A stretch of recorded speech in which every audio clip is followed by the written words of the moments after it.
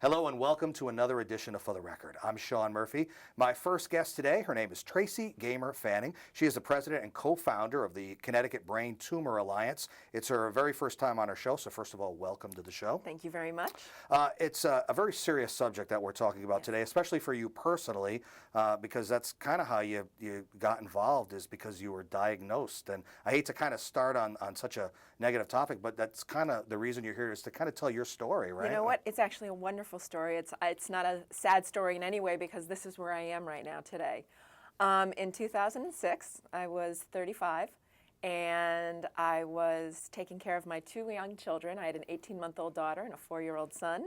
Had them in the bath, you know, working mom, full-time, double tasking, folding laundry, taking care of the kids. Went over to wash the kids' hair and stepped on a little toy and had what was a terrible grand mal seizure in front of my children. Wow. Lost consciousness, shaking, the whole horribleness, tried to say 911 but couldn't talk. And when I woke up, my 4-year-old son was trying to pick me up and my 18-month-old was pouring water over my head. It's amazing how they know, even at those ages, like sort of instinctually, what to do to try to help. It was beautiful and sad and horrible, and yet, you know, you have to be proud of your children. Don't get me started. Yeah. They are the greatest things ever. But turned out I was brought to the hospital and I was diagnosed with brain cancer. Wow. And it was funny because when they said, "You have a brain tumor," I remember going, "Well, do I take a pill?" You know what? Not even knowing like what does it mean and what do you do? It's the last line of a joke, Yeah. you know. And they said, "No, we're admitting you're going to have brain surgery." And I said, "Well, what?" And they said, "Yeah, they're going to saw your skull and we'll go in and get the tumor." And I was like, "Okay, gotta go. I have to go make dinner. They don't even. I don't have time for this." They're not even sensitive with the way they describe what they're going to do. It is. It is like, yeah. It's like, okay, well, you know, you have to get your tonsils out. Okay, you have brain surgery. So that was my introduction into the world of having brain cancer. When I came out of surgery, I was paralyzed and had to deal with the fact that I now had brain cancer. And I sort of assumed that when you are told you have cancer, that in some way you are part of a new community. And the community I thought I'd be part of was similar to breast cancer, because I had seen and was aware of breast cancer. There's so much promotion and publicity about it, and there's a huge support structure for it too, and that's the key thing there. I figured I was going to come out and have pink ribbons and pink jewelry and pink blankets and run in pink ribbon walks and eat the yogurt with the pink top, and I was going to be part of a loving, warm community that understood what it was like to say, "I have brain cancer." And instead, people would come up and they go, "Oh, I'm so sorry," and give me a plate of cookies. And I thought... And you were seeing the look on their face. They had no idea, right? And they don't know what to say to you, because what do you say to someone with a with brain tumor? Hey, you go, tough luck, kid, yeah, you know, or something. "Oh my God, does she still know who I am?" You know, it was great because I started playing jokes on people, and you know, they weren't sure what to do. And well, it's great that you can have that sort of a mindset of, I guess you kind of have to, don't you? You have to, because you need to convince people that you are still who you are. And that, I think, is the hardest thing with any kind of a neuro disease, especially a brain tumor, because we in our mind think, "Oh my God," and have this image of what it's going to be like to be a brain cancer patient. And not only what it's going to do to us, but how people are going to view us. Mm-hmm. And I certainly, when I tell people that I have brain Mm-hmm. cancer, you don't have brain cancer. And it's like, no, really. Right, you know why? Feel it? Because of your personality and and again, you kind of have to be that way, or you choose to be that way, because some people can choose to be very introverted and kind of withdraw from society and kind of life in general. But you have chosen to do the opposite. You don't look like you have brain cancer, if there's such a thing, because you know, you would think a person who, you know, has cancer may have chemo treatments or radiation, you know, and all that stuff, and they're kind of drawn looking and don't have that optimistic, outwardly positive attitude. I will tell you the truth. This is something we tend to call the Tracy Show. And I love to come out, and whenever I talk to brain cancer patients or go to hospitals or go talk to big, large groups, I like to come out looking like I do, because that's the way I want people to see me. Mm-hmm. There is a reality. I do have brain cancer. I have to take seizure medications every day. I have terrible headaches. I have shaking. I have some of the things that come along with brain cancer because my motion, my mobility has been the problem for me because my tumor is on the right side of my brain. So my left side has been affected. Cognitively, I feel like I've been more stimulated and aware and appreciative of the life that I've been given. They told me that I would have a 3 to 5 year life expectancy. And this was back in '06? This was back, yes, at one of the best cancer hospitals in the country. She said, you have a 3 to 5 year life expectancy. And I said, so what you're saying is I can go home and expect more life. Right. And she looked at me kind of thinking. I don't think she quite understands what I'm saying to her. She has brain cancer, you know, and I said, yeah, I understand exactly what you mean. I'm going home and I'm going to go start living. Yeah. Because I didn't want to waste a second of what was left. And this September, I will be an 8-year survivor. Wow. And doing so great. My quality of life has been amazing. And starting the Connecticut Brain Tumor Alliance has been such a joy for me because... Tell me how it came about. Fast forward a little bit. Okay. I went to a support group meeting once with my mother right after I was diagnosed. So that they do have them then? They had one at a hospital here in Connecticut, and it was a very small group, and it was a very hard group to walk into because I think as a newly diagnosed patient, I wasn't prepared to see people at other stages or people complaining about issues they were having. I wanted to walk into a group that said, when are we going to plan our next thing? You know, I wanted something that was moving forward and not feeling sorry feeling or just in that negative. place of, I wanted to have some kind of something to head towards, something that kind to of move positivity, forward. that energy really rubs off on other people too, I think. Don't you think? Yeah. How's it feel? Now I feel much more positive, I think that whenever a tragedy strikes you, and I've been hit by many tragedies in my lifetime, the key in all of this is the quicker you can own it and say, yes, I have brain cancer. I have a much shortened life expectancy. I have shaking and seizures and throwing up and pain, but I can choose how to take care of myself so that, when I need to rest every day, I have to sleep. It's a thing. I can't work a full-time job anymore, but look what I've done. And it's not you putting on a front, is it? That's the real you. It's choosing to be positive, but it's not being fake or phony for for other people so that they can sort of see. No, this is you. This is the me I show my kids. This is me I show my friends and the people that work with us at the Connecticut Brain Tumor Alliance and the patients that come to us, because I think everybody needed a role model with brain cancer. There wasn't one to really look at and go, that can be what brain cancer looks like. And once you show people that just because you have this illness doesn't mean you need to start dying the minute you get diagnosed. I want to go back a little bit because, a lot of times when someone contracts a disease or anything along those lines, it's, the focus is on them. But a lot of times your family, people that are close to you, your friends, it affects them too in a major way. So how did it affect yours? In a significant way. And that's what people Their need life to changes. understand is that any disease, any tragedy for that matter, doesn't just affect one person. It affects the family, it affects your neighbors and your friends and your coworkers. It's something that just is a drop in a pool that waves are huge. I unfortunately had a very difficult 90 days. When I was diagnosed in September, I came home, I was still paralyzed. I unfortunately, my husband of 10 years left. Did you leave after finding that out, or? Yes. But right now he and I are in a very good place, but I think any type of major tragedy sometimes is difficult for somebody to step up to the plate. Yeah. And people handle it differently. People handle it differently. And so I had a choice of, okay, now I have no partner and I have no more health insurance. What do I do? So I turned to the people that I loved the most, which was my parents and my sister. And they came running to my side and said, we are going to take care of this as a family, which is what my family always would do. So my father, after you have a seizure and brain cancer, a lot of the times you cannot drive anymore. So you lose that independence and that ability to take care of your family.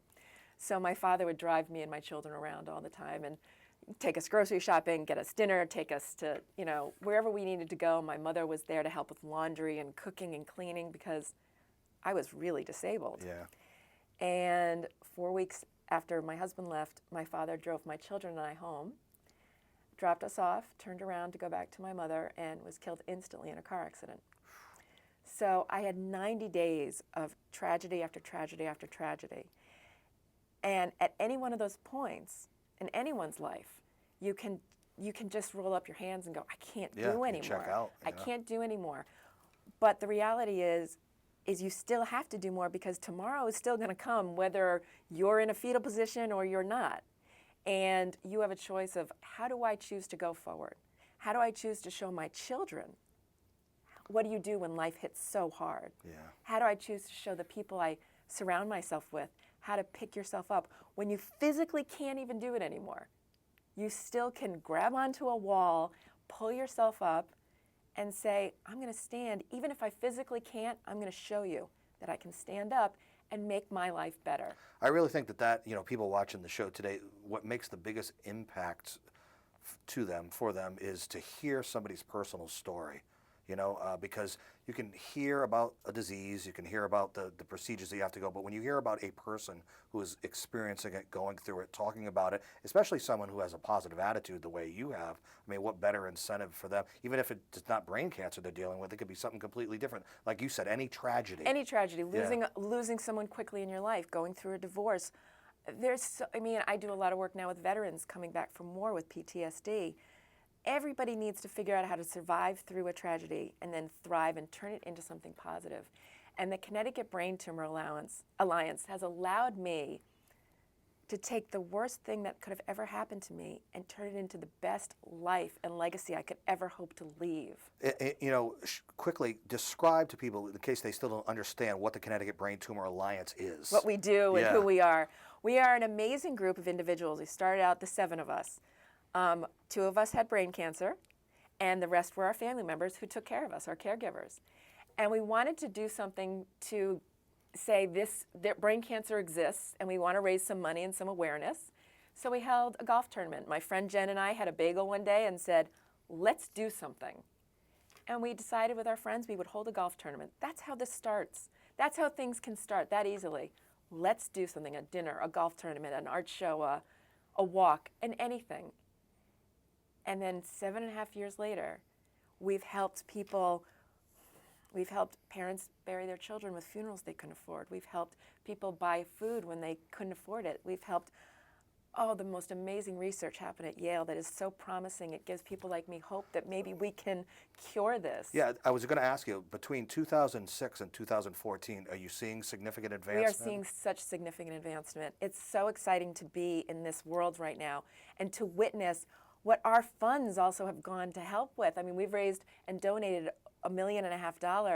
We have funds set up at cancer hospitals all over Connecticut, but we do keep the money here in Connecticut because we want to make sure that people here get really individual, loving, supportive assistance to say, you're going to go through radiation, I'm going to tell you what it feels like, and they actually can talk to someone.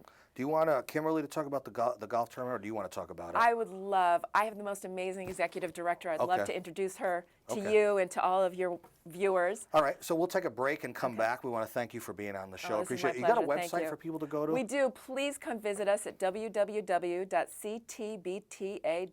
It stands for the Connecticut Brain Tumor Alliance. We are on Facebook. We're on Twitter. We're on And I'm sure if you go to the website, you have links to all your social media. We have links. Right? But please join us and learn about us, because once we give other people an idea of what brain cancer can be, you take away the fear of the diagnosis just a little bit, so that after people watch this show, when they find out someone in their life has been diagnosed, they'll go, wait, I saw someone. I'm going to find that website because there's help out there, and there's support, and there's people to talk to, and this isn't something you have to go through alone. Tracy Gamer-Fanning, the president and co-founder of the Connecticut Brain Tumor Alliance. Thanks for spending a few minutes with us. Appreciate it. Thank you so much. I appreciate it. Let's take a break and come back. I'm Sean Murphy. This is For the Record. Stay with us.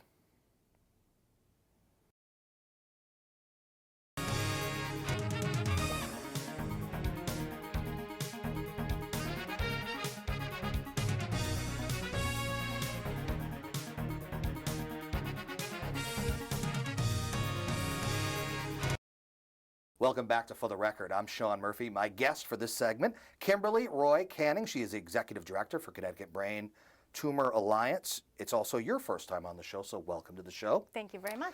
As Executive Director, how would you describe your role in the organization? My role is to bring structural organization to this group, which has been an incredible grassroots organization that on its own has raised $1.5 million as really a group of brain tumor patients and caregivers that got together to help other brain tumor patients when they identified a need. And that is to have a support group that's local, but not just as a hospital support group, but one-on-one type of support. And one thing you were mentioning, the enthusiasm that Tracy had and that positive attitude just makes you want to be involved, and it gives you that positive energy rubs off, doesn't it? It does. The way I became involved is that in 2010, I lost my father to a glioblastoma brain tumor, which most people know as Ted Kennedy's type of brain tumor. It's the most aggressive brain tumor out there. And I had a legal background and also a producing background and became really passionate about this cause and reached out to the Connecticut Brain Tumor Alliance. And one of the first people I met was Tracy, along with Stacy Marano, another director of the Connecticut Brain Tumor Alliance.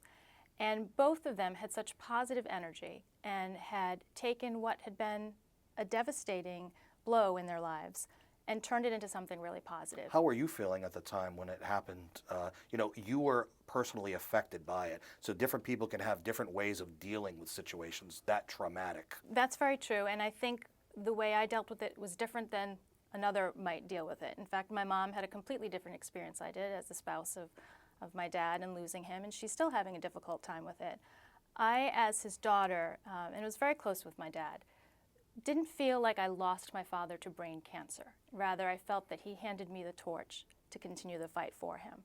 So when I reached out to Tracy and to Stacy, I really wanted to make a difference and join what they had started. But it is very interesting that you really, the people that are most successful at it are those who have a vested interest in it, whether it's affecting them personally or someone very close to them in their lives. There's a reason why you get more involved, get more enthusiastic about the cause, learn as much as you can about it. Absolutely. When my father was first diagnosed, and he was treated up in Massachusetts, first at Mass General Hospital and then at Brigham and Women's and Dana-Farber, I remember seeing the doctors at all hours of the night and them asking me when I'd be conversing with them, "Are you a doctor?" And I would say, "No, I'm just a maniac who's on the Knows internet." everything is possible, yeah. Knew nothing about brain tumors and brain cancer, and then suddenly was immersed in this world of it. And I have quite a bit of a connection to brain tumors and brain cancer in that my best friend lost both of his parents to brain tumors, both of which were cancerous. And when I went to law school, there was an individual in the class behind me who was also diagnosed with a brain tumor. So it was a very palpable, very close thing to me. And I always knew that I wanted to do something to help others, and this was the perfect way to do it. And so my goal has been to marry what I'm skilled at in terms of law and organization and production, and to bring it to this organization to really help bring it to the next level and to continue what this group has started. It almost seems like you should have been a doctor instead of a lawyer because you're so surrounded by, medical concerns, needs, emergencies, the disease, But Well, we have a medical advisory board, thankfully for that. Yeah. But I'm glad you mentioned that because we have the opportunity to have wonderful relationships with some of the top doctors in this state, neurosurgeons, neuro-oncologists, radiologists. And one of the things that allows us to do is to put patients directly in touch with someone. When you get that diagnosis of brain tumor, you don't have a lot of time to make a decision, typically. Often you've got somebody, as Tracy mentioned, saying, okay, you need to have brain surgery right away, or they're giving you perhaps a grim prognosis. There needs to be sort of like a buffer type of an intermediary kind of a thing. Instead of going right to the doctor who kind of just lays it out to you in plain medical facts. You need to do this. Yes. And sometimes that could be sort of a shock to somebody. Yes, and exactly. That's one of the programs that I'm really most proud of that we are about to expand, and that is a patient assistance and caregiver assistance panel. We are about to undergo a website overhaul, and what it will allow us to do is allow patients to reach out to patients who have similar diagnoses, and same thing with caregivers, so that we can connect people and you can meet for a cup of coffee, you can have a telephone call, and have some of those questions answered that are personal and you might not feel comfortable doing in a support group setting, one-on-one. So it may be that you meet with Tracy, it may be that you meet with another fellow patient or caregiver in the state, but I'm very excited about it because that's a real need that people have. Yeah, I was going to ask you, how do the programs come about? Is it over the normal course of time discovering what there might be a need for and see if you can put something together to kind of service that need? It is. We have a board that is uniquely very connected to this cause because everyone on the board is either a brain tumor survivor themselves or a caregiver. So it was pretty easy to identify some immediate needs, and one of those are patient assistance funds. So at 3 hospitals right now in Connecticut, and we're planning on extending that, we have these financial assistance funds where people can get help with necessary living expenses. It may be caregiver assistance at home, it may be home heating bills, it may be time off from work so you can be a caregiver, but it helps in those ways. You know, it's interesting, the one thing that we didn't get to touch on in the first segment was the financial strain that it can put on a person and their family's lives when something like this hits you. Absolutely. And we've had a number of people reach out to us with their personal stories of how this money has just meant the world to them. You might have had someone, I'm thinking of someone right now who used to work in New York in real estate and didn't have a care in the world with respect to financial strain, and suddenly found himself in a place where he's been diagnosed with a brain tumor, has just had a recurrence, and now can't work. He received a $500 grant from us recently, which helped him stay in his condo another month. And Every little bit helps, right? he said, you have no idea how much that money meant to us. Yeah. And that's just one of the many programs. What other ones would you like to kind of focus on and talk about, let people know about? One of the fun ones we have is a patient outreach program where we run events and invite brain tumor patients and caregivers to attend. So last year we did a Rock Cats Awareness Night where it was a good opportunity for awareness, but more than that, it was a great chance to get patients, caregivers, and doctors together just enjoying the pleasures of summertime baseball.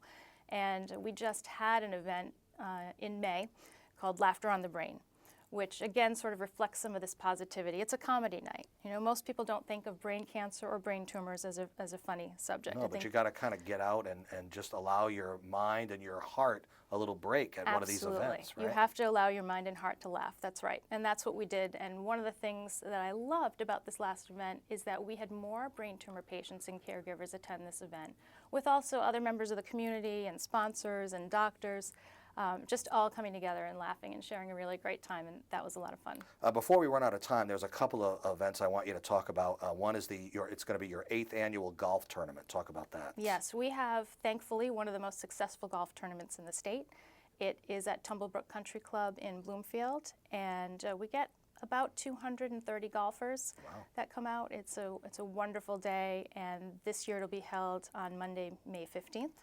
With a rain date the following Monday. And I'm sure all the information for that is on the website. It is. Now, talk to me about Path for Hope, because we talked about this a lot off the air. Sure. The Path of Hope is our first 5K walk. We call it a 5K journey to benefit the Brain Tumor Alliance, because when you are diagnosed with a brain tumor, you begin a different journey in your life. And so metaphorically, we wanted to parallel that. And it's at Hammonasset Beach State Park on October 5th of 2014, and the path is wheelchair accessible, and it traces the shoreline just before you get to the beach part of it, and we're very excited about that. And I'll tell you one of the reasons why that was so important to me personally, and just a very passionate thing. As I mentioned, my mom and the difficulties she's had in losing my dad, and the first time I genuinely saw her smile was when she and I did a brain tumor walk together in New York. About a month, it was actually around Father's Day, so it was about a month after my father's passing. And when we crossed the finish line together, we both held hands and sort of looked to the sky, and she smiled genuinely for the first time. It wasn't just that, oh, I'm okay smile. It was real. See it in her eyes and Absolutely. in her soul. And I want to bring that empowerment, those smiles, that feeling of togetherness to everyone who either knows someone who has a brain tumor or has a brain tumor themselves. So the Path and the golf tournament, as well as many other things, are on the website, correct? They are, for people yes. to go. What is the website one more time? It's www.ctbta.org. Besides those events, what else is on the website for people to see? We have news and updates on our homepage that you can access, and it ranges from developments in research to other events that are going on around the state with people who have been diagnosed with brain tumors or brain cancer. They can post there as well. We have research information and links to other organizations that might be helpful. There are some salons, for example, that on Mondays give free haircuts to cancer patients. So there's information that runs the gamut that should be helpful to both patients and caregivers. All right, and I know there's also links to social media on there as well. Absolutely. So that is our show for today. Thank you. Kimberly Roy Canning, the Executive Director for Connecticut Brain Tumor Alliance. Thank you for being on the show today. Thank you so much for having me. Real pleasure. And that is our show for today. You can see this show and many others on our YouTube sites. I'm Sean Murphy. This is For the Record. We will see you next time. Take care.